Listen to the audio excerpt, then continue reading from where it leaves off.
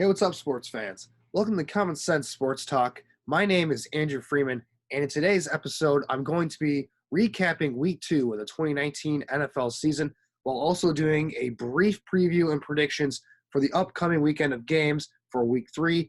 Before I get started into this episode here, I first just wanted to say that if you're a fan of this channel, please leave a like and subscribe below. I really appreciate all of your support. And if you want to share your thoughts on this subject, on the NFL in general, please put your thoughts in the comment section below. I'd love to hear what you guys think on the subject of the NFL and how the season is going so far. You can also follow me on Twitter as well. That will be in the description below. So without further ado, let's get started looking at the Thursday night game between the Tampa Bay Buccaneers and the Carolina Panthers. The Buccaneers were able to win this one 20-14. Jameis Winston actually had a somewhat solid game, threw over 208 yards. It was pretty efficient, no turnovers for him. Chris Godwin looks very good right now. He might be even more the number one wide receiver on this team. I look at him as getting 8 receptions for 121 yards and a touchdown. He looks fantastic in this game. But the big story has to be for Carolina, though, because Carolina, it all starts with Cam Newton. And, man, he just hasn't looked right so far this season. And then you get the revelation after the game that he re-aggravated his foot injury that has been bothering him since the preseason. Looks really bad so far for Cam Newton. It looks like he might be missing some time. I don't know how serious the injury is, so if he's out for a significant amount of time, the Panthers already have a pretty low odds of getting back to the playoffs. And if he's out for a significant amount of time, you can pretty much shut the door on the Carolina Panthers season. I know he hasn't played well so far this season, but they need him healthy if they're going to make a run back at the wild card spot in the playoffs. So moving on to the Sunday games, we're going to start with the 49ers traveling to Cincinnati to play the Bengals, and this game was a complete blowout. The 49ers, they just were looking unstoppable on offense. They won 41-17, and it really wasn't even that close. It was like really the Bengals couldn't do anything until a huge play by John Ross late in the game when the game was already over to score a touchdown. Other than that, the Bengals, they kind of went back down to earth with their offense. They just did not look very good throughout the majority of the game, even though Andy Dalton still threw over 300 yards. For the 49ers, Jimmy Garoppolo looked pretty good. He tied his career high with 3 touchdown passes in this game. Guys were getting wide open. It seemed like, very disappointing for me for the Bengals defense. I thought they were going to be better this season, and it looks like they're pretty much the same as they were last year when they were one of the worst defenses in the NFL. So bad start for the Bengals, but for the 49ers, they're 2-0 with 2 road wins. So very good start for San Francisco here in the early going of the season. Moving on to the Chargers and the Lions. Los Angeles went to Detroit to play the Lions. And this was a really low-scoring, ugly game. The Lions were able to pull one out here 13-10.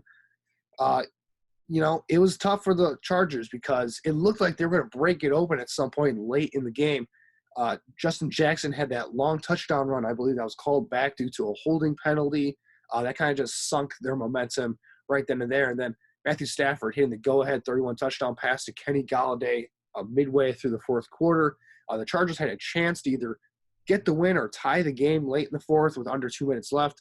But Phillip Rivers, instead of just eating the ball and taking the field goal opportunity, he decided to throw a prayer up in the middle of the end zone in double coverage. Got picked off. Really bad decision, really bad throw. And really the big story for the Chargers, besides their loss in this game, has to come down to the injuries. Once again, the Chargers are just getting killed with injuries. Hunter Henry looks like he's going to be out for a significant time, maybe even the rest of the season. They just can't catch a break, it seems like, for the Chargers. Every single year, they've been one of the more talented teams in the NFL over the past 3 or 4 seasons, and they just have not been able to stay healthy. And this is an example, once again, where, again, they have one of the most talented rosters, if not the most talented roster in all football right now, and we're just not going to be able to see it because they keep on getting hurt. So it sucks for them, but we'll see. They still have a talented team. They're only 1-1 at this point, so maybe they can, start putting some wins together as the season goes along, and they can get some guys back healthy. Moving on to an NFC North divisional matchup between the Vikings and the Packers at Lambeau Field. This one was looking like a blowout early in the first quarter. The Packers jumped out to a 21-0 lead early in the game. Their offense looked a lot better, a lot sharper than it was against the Bears in Week 1. They were able to force a couple turnovers from Minnesota early in this game on a forced sack fumble from Kirk Cousins. So things are looking good for the Packers in this one. But slowly but surely, the Vikings were able to kind of chip away at the lead, especially in the second quarter. Dalvin Cook had that long touchdown run. And speaking of Dalvin Cook, he really was the reason why the Vikings were able to fight their way back in this one. 20 carries, 154 yards on the ground, and a touchdown, like I mentioned. Absolutely looking like a stud so far in this Gary Kubiak offense. Man, Dalvin Cook is in line, if he can stay healthy, for a huge year. But we have to talk about the unfortunate play by Kirk Cousins, who really looked bad in this one. 14 for 32, 230 yards, touchdown, and an interception. And that interception was just brutally ugly. I mean, I don't know what he was thinking. It must be a season trend for the Packers so far this year that they'll be playing, teams close in the game. They'll have a lead late in the fourth quarter, and then the quarterback will just make a boneheaded decision to lose their team the game in the red zone, because that's what happened here. It happened in week 1 with Mitch Trubisky making the terrible throw in the double coverage in the corner of the end zone, and it happens with Kirk Cousins, who's rolling out on a play-action fake. The Vikings were just beating up the Packers up front. There was nothing they could do. They could not stop Dalvin Cook late in this game. The Vikings were just dominant up front in the running game. And, of course, Kirk Cousins, he's got a little pressure on him in the bootleg action. He's rolling out right. You can just throw the ball away. It's, take the play to second down, and they have a chance to score again. They're in the red zone. They're within the 10-yard line, so there's really no reason to panic there. Instead, he throws up a duck in double coverage in the corner of the end zone once again, and it gets picked off. Terrible decision, terrible throw, and that basically lost the game for the Vikings. They were really never in a position to win that game after that point. So the Packers, they started off the year 2-0 in the division. The Vikings, they dropped to 1-1. Good effort by them to fight back, but it's tough to win in Lambeau when you beat yourself, and you just can't do that. So moving on to the next game, an AFC South divisional matchup between the Colts and the Titans. The biggest storyline in this game was that the field actually caught on fire before the game started. So you don't see that very much in an NFL game. So that's definitely interesting. But the Colts were able to put together a comeback victory in this game, scoring 6 points in the fourth quarter, winning 19-17. Marcus Mariota for the Titans did not look very good in this one. I know he was pretty efficient in terms of completing passes, but only for 154 yards. So lots of checkdowns, not a lot of stuff down the field. And Jacoby Brissett, man, he's looking pretty good so far. And, he wasn't asked to do too much in this game, but he made the plays he needed to, and he got the Colts a must-needed win. So good win for the Colts, and we'll see if they can carry that momentum going forward for them this season. Patriots-Dolphins, there isn't anything much to say here. The Patriots were obviously just on another level, 43-0, wasn't even close. Dolphins, they're awful. One of the worst teams I've ever seen, and they look even worse now since they traded Minkah Fitzpatrick to the Pittsburgh Steelers. I guess on a positive note, you're starting Josh Rosen next week. You ended the Ryan Fitzpatrick experience. He threw 3 interceptions in this game against the Patriots. Looks as bad as ever. So I don't know. Maybe you can see what Josh Rosen has. I don't know, though, because this Dolphins team, this is a worse situation for Josh Rosen than the Cardinals were for him last season. And that was one of the worst, most anemic offenses I've ever seen in the past 10 or so years in the NFL. So, rough stuff in Miami. They're obviously tanking. We'll see if it works out for them in 5 years or so when those draft picks start to come into fruition here. But as of for now, this team's going 0-16. I'm calling it right now. Moving on to the Bills and the Giants. Bills traveling to the Meadowlands once again, getting their second win in New York, starting the year 2-0. This game was somewhat close early on, but the Bills were able to pull away in the second quarter. Eli Manning was predictably not good against a good defense, threw 2 interceptions. He looks washed up, and the Giants got the memo finally. They're putting in their new first-round quarterback, Daniel Jones, next week. So that's maybe the only exciting thing for the Giants fans at this point in the season. I know you still have Saquon Barkley, who looks amazing still, but other than those 2 factors, this Giants team is awful. For the Bills, though, very good start of the season for them, getting 2 road wins in the Meadowlands. Gotta like that. They go back to Buffalo next weekend, and good start for them. Josh Allen, he's quietly looked pretty good. He looked pretty good in this game as well, throwing for 253 yards. He had a passing touchdown and a rushing touchdown. So good start for the Bills. They're building some momentum early in the season. Seahawks traveling to Pittsburgh to play the Steelers. The Seahawks were able to pull out a gutsy win, 28-26. Russell Wilson threw 3 touchdowns in this game. He looked very good, including a late one to DK Metcalf to kind of seal it. But the big story in this one has to be Ben Roethlisberger injuring his elbow. I think it was a torn ligament, I believe. If anyone wants to correct me on that in the comment section below, please do so. But regardless, Ben Roethlisberger, elbow injury early in the game, and it looks like, well, he is confirmed to be out for the season. And man, just rough, because say what you want about Ben Roethlisberger as a leader and how his leadership isn't always the best, and some of the off the field issues he's had, especially early in his career, with some of the scandals going on early in his career. Ben Roethlisberger, whether you like it or not, he's probably a top 20 quarterback of all time, in my opinion. He's one of the most talented quarterbacks in the last 20 years to come out. And he's one of the most exciting players to watch, I think, out in the football field. And this might be the beginning of the end of his career, I think, because at his age, with his play style, and the fact that it's an injury to his throwing elbow, you really have to question whether he will have the arm strength to be able to play at a high level once again. And I've already seen some signs that he was already in decline late last season and so far in this season. So, it sucks for Pittsburgh Steelers fans. It sucks for NFL fans that you see a guy who's going to be in the Hall of Fame someday not playing anymore. We'll see if he can bounce back next year. But in the meantime, Mason Rudolph looked pretty good for the Steelers coming in to relieve Ben Roethlisberger. This is a guy that obviously the Steelers believe in him quite a bit, trading away their first-round pick next year to go get Minkah Fitzpatrick. And it looks like they're giving him the keys to the franchise right now. Again, he had a bad interception in the red zone in this game. But overall, he looks like, he can play a little bit. So we'll see. This offense is built pretty much around his skill set where they want to throw the ball deep, which is his best skill set. So we'll see what works out for Mason Rudolph down the road. I was high on him coming into the draft last season, so we'll see how it works out there. Overall, though, the Steelers, they start off the season 0-2. I think you can pretty much count them out of the playoff race, which is adverse to what I predicted early in the season. I thought they were going to win the division. That doesn't look like it's going to happen. The Steelers season, for all intents and purposes, is basically over, in my opinion. So moving on to an NFC East matchup between the Cowboys and the Redskins. Game started off pretty good for the Redskins. They got off to an early lead with Adrian Peterson scoring another touchdown. He's now 5th on the all-time rushing touchdowns list in NFL history. So great start for Adrian Peterson. Great career for him so far. It looks like he still has a little bit left in the tank. So we'll see how he can do with Darius Geis out for the next few weeks here. But the Cowboys, they were able to wake up in the second quarter, and Dak Prescott looked good once again, throwing 3 touchdown passes.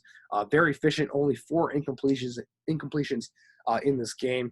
The Cowboys, they look really good so far in the early going to the season. And for Washington, how long is Case Keenum going to be the starting quarterback? He certainly hasn't played bad so far, but he certainly hasn't looked, all that great either. And if the Redskins keep on losing, how long before Dwayne Haskins goes in there and starts? You got to start thinking about that. Honestly, if I were the Redskins, I would just throw Dwayne Haskins in there right now. You're not really doing anything with Case Keenum in the lineup. So we'll see. It looks like Case Keenum's going to get the start next week on Monday Night Football. Maybe that's his last start. Who knows? But for the Redskins, they're 0-2. Cowboys 2-0. Kind of how I expected the season to start for both teams. Moving on to the Cardinals and Ravens. This was an exciting matchup for me between 2 young, exciting dual-threat quarterbacks in Kyler Murray and Lamar Jackson. And Lamar Jackson, he looks really good so far. Not only was he really good once again in the passing game, but he rushed for over 120 yards in this one as well, showing you that he still has that dynamic athleticism to be able to make guys miss and to be able to make plays with his legs. He's not just a runner too. His passing looks dramatically improved from last season, almost night and day, I think. Very exciting stuff for Baltimore. Their offense looks really tough to stop in the early going of the season. And for the Cardinals, it was kind of the same script as last week's game against the Detroit Lions. They started off really slow on offense, did not get anything going, just had to settle for a couple field goals. And then in the fourth quarter, they were able to get some momentum going. They got a 2-point conversion late in the fourth quarter. Kyler Murray threw for over 349 yards in this game as well. So this Cardinals team can put up a lot of yards in the passing game. But unfortunately, they just were not able to put it together as of yet. So another loss for the Cardinals and a good win for the Ravens. They've started off pretty well against two teams and they really should be handling at this point. They've played the Dolphins and Cardinals, arguably two of the top 5 worst teams in football right now. So they're handling their business. And for the Cardinals, they're showing some encouraging signs with their young quarterback. Jaguars, Texans, this was an ugly game to watch. The Texans were able to gut one out 13-12. This was the first start, though, for Jacksonville for Gardner Minshew, who looked pretty good out there. He had a touchdown late in the game. Unfortunately, they went to the most boring 2-point conversion play call I've ever seen, which is a run up the middle. Just made no sense to me. So Texans, they come out of this game with a late win. You got to get those ugly wins, I think, if you're going to be successful in an NFL season. And the Houston Texans, they get their first ugly win of the year after coming off of that dramatic loss to the New Orleans Saints last week. So Jaguars 0-2, Texans 1-1 to start the year. Chiefs, Raiders. This one started off pretty good for the Raiders. They got off to a hot start, went to a 10-0 lead in the first quarter. And then Patrick Mahomes happened. And when Patrick Mahomes gets in the zone, I don't really know if there's anything any defense can do to stop him. He threw 4 touchdown passes in the second quarter alone, and all of them were just deep bombs. And again, there's really nothing you can do. He defies the laws of physics at times. Mahomes looks like he's on another level right now. 443 yards total in this game, the 4 touchdowns like I mentioned. Man, just what an explosion of offense in that quarter. Again, if you're the Raiders, what can you do with that? There's really nothing you can do. So Chiefs predictably get a blowout win on the road against the Raiders, 28-10. Moving on to the Bears and Broncos. This one was a very interesting game, especially late. It was pretty ugly to start off. I'll start off with the Bears here. Their offense looked a little bit better, I thought, compared to week 1, although that's not really saying much because their offense was absolutely putrid in week 1 of the season against the Packers. But, it seemed like Matt Nagy, whether it was because he wanted to slow down the pass rush of Von Miller and Bradley Chubb, or whether it was just the fact that he may not be trusting Mitchell Trubisky, his young quarterback, at this point of the season after he had a dreadful performance in week 1. He went the opposite way. In week 1, he passed the ball a little bit too much. Well, not a little bit too much, but way too much. He passed the ball way too much in that game. But in this game against the Broncos, you can make the argument that he may have stuck with the run maybe too much and the conservative play calling a little bit too much in this one because the Bears ran the ball 29 times compared to 27 passes. And of those 27 passes, most of them were quick little screen passes or quick little curl routes to get the ball out of the hands of Mitch Trubisky, basically extensions of the running game. Not a lot of stuff down the field, not really being aggressive in the passing game over the middle.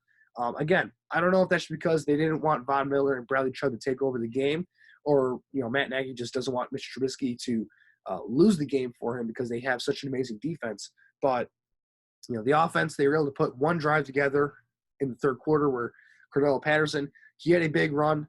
David Montgomery got the first touchdown of the season for them. And by the way, David Montgomery looked really good, getting 18 carries. The 62 yards, again, it's not a great yards per carry average per se, but he maximized every single one of those yards. He looks like the real deal, in my opinion. But we had to talk about the ending of this game because that's going to be the big rage, I think, for the next couple of weeks here for both of these teams, especially Broncos fans who feel like they got jobs in this one because Denver, you could tell that the Bears defense late in this game were just tired with the elevation, with the heat, with the fact that they were on the field all game long, and Denver took advantage of it. Joe Flacco led them on a drive late in the fourth quarter with 30 seconds left, throws a dime in the back of the end zone to Emmanuel Sanders on a fade route over Kyle Fuller. And then the Broncos, they go for the 2-point conversion. They get called for a delay of penalty, which I don't know. I didn't even know that was even possible on a 2-point conversion attempt. But regardless, they get moved back, and Vic Fangio decides, 7 yards is a little bit too much for a 2-point conversion. So he goes for the 1 point extra point. The kicker misses the kick, but Buster screen on the Bears is called offsides. So Vic Fangio decides to go for 2 once again. And Flacco hits Emmanuel Sanders on a option route in the end zone on Kyle Fuller once again. So Broncos, they have a 14-13 lead with 30 seconds left. It's not looking good for the Bears. And on the first play of their drive, Mitch Trubisky throws a check down to Trey Burton, who gets out of bounds. But he gets hit as he's throwing. Bradley Chubb just absolutely destroyed Charles Leno on a bull rush and knocks Trubisky to the ground, lands on him, and the ref calls what, in my opinion, even though I'm a Bears fan, I have to call it like I see it. That was a bogus roughing the passer call. Put the Bears in a better position then to win the game. Denver fans can blame the officiating for the loss in this game, but really, if you go back to earlier in the game, Eddie Goldman was called on a roughing the passer on a play that I thought even garnered a roughing the passer even less than Bradley Chubb's. With Bradley Chubb, you can make the argument that even though it's a football play, in my opinion, and he's just hitting the quarterback as he throws it, he did land with his full body weight on Mitch Trubisky, which by the letter of the rule, technically, is a roughing the passer. I don't agree with it, but that's the letter of the rule. With the Eddie Goldman play earlier in the game, which ended up putting the Denver Broncos in field goal position, which, if they don't get that field goal, we're not talking about Bradley Chubb in the first place. But on that play, Eddie Goldman doesn't hit Flacco too high, doesn't hit him too low, isn't leading with the helmet, doesn't land on Flacco particularly, kind of rolled off to the side as they're hitting the ground, and they call it roughing the passer. So I thought the officiating in this game was just dreadful from start to finish for both teams. And in the end, it just comes down to execution. And the Bears, they're facing a 4th and 15. And Mitch Trubisky, he didn't do anything in this game really. He wasn't really asked to do much. Didn't play well by any means, but he made the play when the Bears absolutely needed him to make one. 9 seconds left in the game. Gets the ball from the shotgun formation, desperation mode, scans the field, no one's open, pass rush is coming, steps up in the pocket, has the awareness to see Allen Robinson breaking open over the middle of the field, throws an absolute laser to him, and then Allen Robinson with the awareness to not only get down right away with only 1 second on the clock, but to lunge into Chris Harris, who's defending him on the play, so that way the refs have to call him down right at that spot instead of waiting an extra split second to confirm that he gave himself up. Bears get the timeout, and then Eddie freaking Pinheiro with the game-winning 53-yard kick. Bears fans, you have a kicker. Be excited. And the Bears, going into Denver, a historically tough place to play early in the year, they escape with an ugly, gritty win. You can't take this one away from me. I'm going to be excited as a Bears fan for this one. It was ugly. It wasn't pretty. I don't feel 100% happy about it because, the offense still has a lot of work to do. But nonetheless, if you can get road wins in the NFL, you got to take them. So that's enough for that game. Moving on to the other game at that same time slot, the Saints going to Los Angeles to play the Rams. The rematch of the NFC Championship from last season. The Rams were able to blow out the Saints in this one, and that's because of the main storyline, which is Drew Brees injuring his thumb. I think it was a ligament injury once again to his thumb when his hand ended up snapping against Aaron Donald on a pass rush play. So it looks like Drew Brees is going to be out for the next 6 or 7 weeks or so. He's having surgery on that thumb as of right now. Big blow for the Saints because they're entering a bit of a tough stretch here in the next 6 games. They're going to have to go to Teddy Bridgewater, who, I've never been a big Teddy Bridgewater fan. He hasn't looked good so far with the Saints, in my opinion. This team is very talented, and they can win 2 or 3 games, I think, with Teddy as the quarterback. But that might put them behind the 8 ball quite a bit in a loaded NFC right now. So tough break for the Saints. For the Rams, I mean, didn't really do much early in the game, but they took advantage of a battered Saints team and were able to pull away late for a blowout win. Going to the Sunday night game between the Philadelphia Eagles and the Atlanta Falcons in Atlanta. This was kind of a brutal game to watch because not only did both quarterbacks really play poorly, Carson Wentz particularly in the first half was really bad for some reason, and then Matt Ryan had 3 really bad interceptions in this game as well, including that red zone interception late in the fourth quarter, which was just really head-scratching to me. But really, the injuries was the biggest factor for me, particularly to the Eagles. It seemed like every single key player imaginable was getting knocked out with an injury in this game. This was a really physical contest, really kind of a throwback game in ways to the NFL of 15, 20 years ago when you were allowed to kind of be a little bit more physical. And it was an exciting one to watch because Carson Wentz, even though he played really bad in the first half of this game, he bounced back in the second half, particularly in the fourth quarter, and made some amazing plays with his arm and with his legs.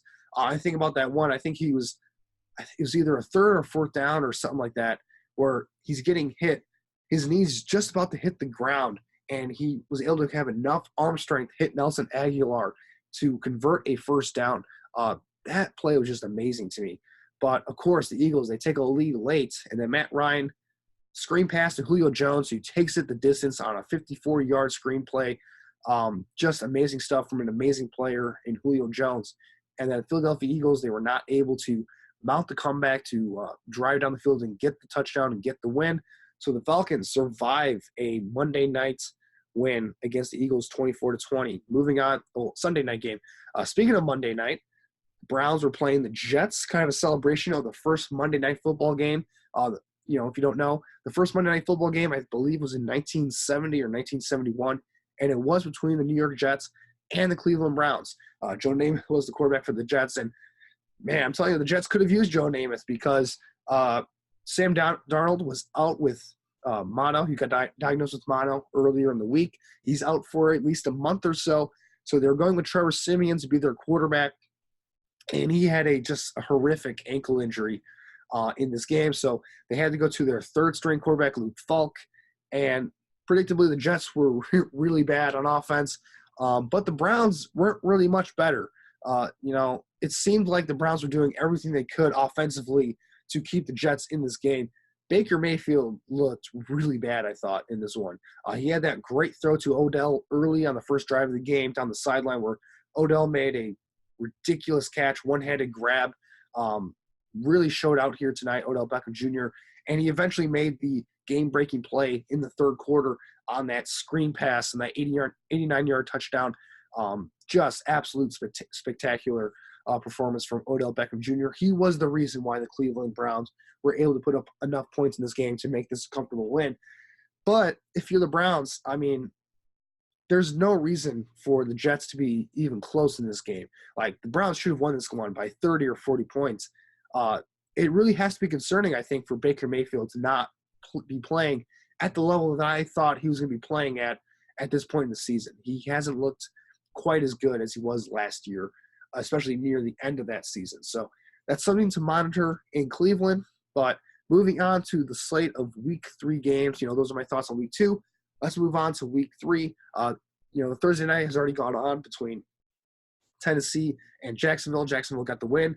Gardner Minshew was amazing. So Jacksonville, they're 1-2 right now, and Tennessee's 1-2. I'm not going to talk too much about that. Let's preview the matchups on Sunday and Monday nights. First, starting off with Cincinnati and Buffalo. Again, I'm not going to go into much detail for these games, but for this game, I think Cincinnati, I just don't think they're good enough. Buffalo, they're playing pretty well to start the season. That defense is legit. Josh Allen looks pretty good at the quarterback spot. So I'm taking the Buffalo getting a win in their first home game of the season. Miami at Dallas, I don't care if Josh Rosen is starting. Miami's not winning this one. Dallas by like 50.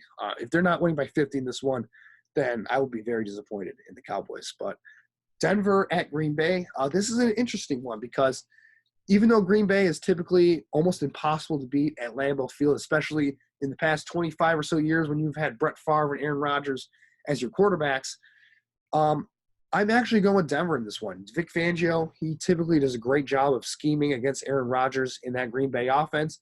I know there are going to be some differences now that Matt LaFleur is the play caller now and, is running the show instead of Mike McCarthy. But with that said, it seems like Vic Fangio knows how to at least slow down Aaron Rodgers. And, Denver hasn't had a sack so far this season, which is amazing because they have two of the best pass rushers in the NFL. So I think that changes dramatically in this one. I think Von Miller and Bradley Chubb, they're going to go out there and just have big games individually for both of those guys. And I think Denver escapes with a road win in Lambeau Field. So that's my upset of the weekend.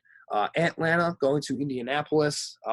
This was a tough one for me. I feel like both of these teams are pretty evenly matched. And, I feel like Indianapolis is going to pull one out here at home against Atlanta. The Falcons really haven't played a great game so far this season.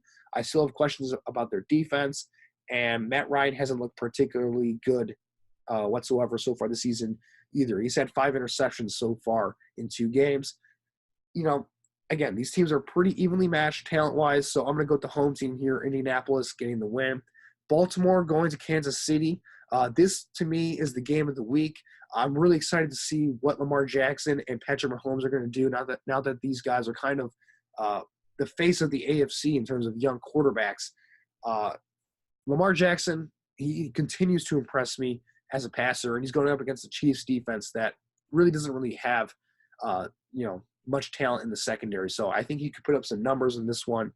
And, I think the spread for this game is about 6.5 in favor of the Kansas City Chiefs, which makes no sense to me. I think the Baltimore, they have a legitimate chance of winning this game because if we're looking at both defenses for each team, I think Baltimore's defense has a much better chance of slowing down Patrick Mahomes and the Kansas City offense rather than the Kansas City Chiefs defense being able to stop and slow down Baltimore's offense. So, overall, I think Kansas City is going to win this one just because they're at home and Patrick Mahomes just on another level at this point in the year. But it's definitely going to be a close one. This game is going to go right down to the end. I'm very excited to watch this one on Sunday.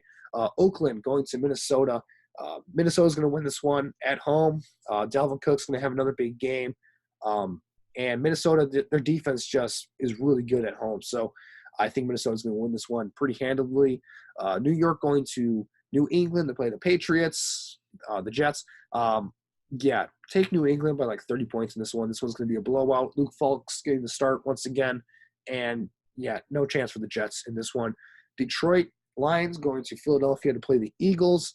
I have the Eagles in this one. Similar to Atlanta, the Philadelphia Eagles really haven't played a great game so far this year. They'll show how good they can be in spurts, but they just haven't really put it together so far. They are dealing with some injuries, which is something to monitor. But overall, I think at home against a Lions team that to me isn't really all that good anyway, I think the Eagles are going to win this one. It will be pretty close, I think. I think the Lions, with Stafford and some of the playmakers they have on offense, will be able to stay close in this one. But overall, I think Carson Wentz is better than Stafford. I think this defense has more playmakers than the Lions do have playmakers on their defense. And Philadelphia is going to come out here with a home win. Carolina Panthers traveling to Arizona to play the Cardinals. I have Arizona in this one, getting the first win for Kyler Murray and Cliff Kingsbury for this team, for this very young team. Carolina, they're going to be without Cam Newton. And, don't call me a Kyle Allen believer whatsoever. I don't expect Carolina to do much on offense. And if there's one thing for this Cardinals team is that they do show an ability to move the ball in the passing game. I think it matches up very well against a Carolina secondary that might be the weakness of their defense. So Arizona, I think they get the win at home. New York traveling to Tampa Bay to play the Buccaneers. I think the Tampa Bay Buccaneers get their second win in a row in this one. Even though Daniel Jones is getting his first start as a pro, maybe he gets a kind of a spark for this offense. I just don't see it. This New York team really isn't talented. And, one thing to watch out for is that Todd Bowles actually has his Tampa Bay Buccaneers defense playing a lot better than they were last season. And I think they're going to pressure Daniel Jones quite a bit. They're going to confuse him with a couple of the blitz packages that they're going to be bringing at him. I think Tampa Bay is going to win this one. Los Angeles at home to play the Houston Texans, Los Angeles Chargers, I should say. I think Los Angeles Chargers get this win here. I know they're dealing with a bunch of injuries, but I just like the way they match up against this team with their pass rush. The Houston Texans offensive line hasn't really put it all together so far, even with Laramie Tunsil in there. And, Deshaun Watson has the tendency to hold onto the ball quite a bit. So with Melvin Ingram and with Joey Bosa and with some of the other talented pass rushers on this Chargers team, I just think they're going to be able to feast off of this offensive line of the Texans, get to Deshaun Watson quite a bit. And Philip Rivers, he can score points on just about anybody at home. So I expect the Chargers to go out here and get a win at home in this one. Pittsburgh Steelers traveling to San Francisco to play the 49ers. I'm going to take the Pittsburgh Steelers on the road in this game. I think Mason Rudolph is going to go out there and actually play pretty well in his first start as a pro. The San Francisco team hasn't played anybody good yet, even though they got 2 wins on the road. Still, I really question the competition that they've played so far. And who knows, maybe Minkah Fitzpatrick does make a huge difference in the secondary for this Pittsburgh Steelers team, because we know Kyle Shanahan has done a great job so far with the offense in San Francisco of scheming guys open and really utilizing these young wide receivers that they have. Maybe Pittsburgh can slow them down just enough to pull out the win for Mason Rudolph to have a good game. Moving on to New Orleans Saints going up against the Seattle Seahawks in Seattle. This one is pretty easy for me. I think the Seahawks are going to win this one. Teddy Bridgewater getting the start on the road, especially in Seattle. It's a tough place to play. And like I said before, I'm not a huge fan of Teddy Bridgewater. I don't believe in him at this point. He's got to have to show me something because he really hasn't proven himself as a starter or as a player so far with New Orleans in his start against the Carolina Panthers. Last year he didn't play well, and he looked kind of spotty against the Rams, I thought, last week. So going on the road against Seattle, tough place to play. I'm going to hesitate the Seahawks in this one. And like I said before, Seattle, they're really good, and they're playing very well right now on both sides of the ball. I expect Russell Wilson to have a pretty good game in this one as well. So Seattle for me against New Orleans. Going on to the Sunday night matchup between the Los Angeles Rams and the Cleveland Browns. This one was tough for me because if Baker Mayfield was playing at a high level like I expected him to early on in the season, I'd probably go with the Browns here at home.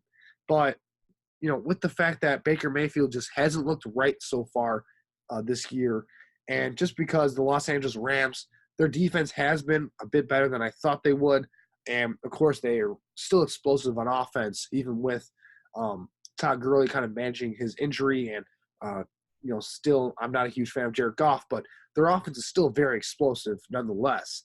So I expect the Rams to go out here on the road and get the win in a primetime matchup here. And if Cleveland can win this one, it will be because Baker Mayfield turns it around and has a big game. But I'm not sure if he's going to be ready to do that at this point in the year. He's going to have to show some improvement, I think, based off of the start that he's had so far in 2019. Moving on to the final game of Week 3, the Monday night matchup between the Chicago Bears and the Washington Redskins.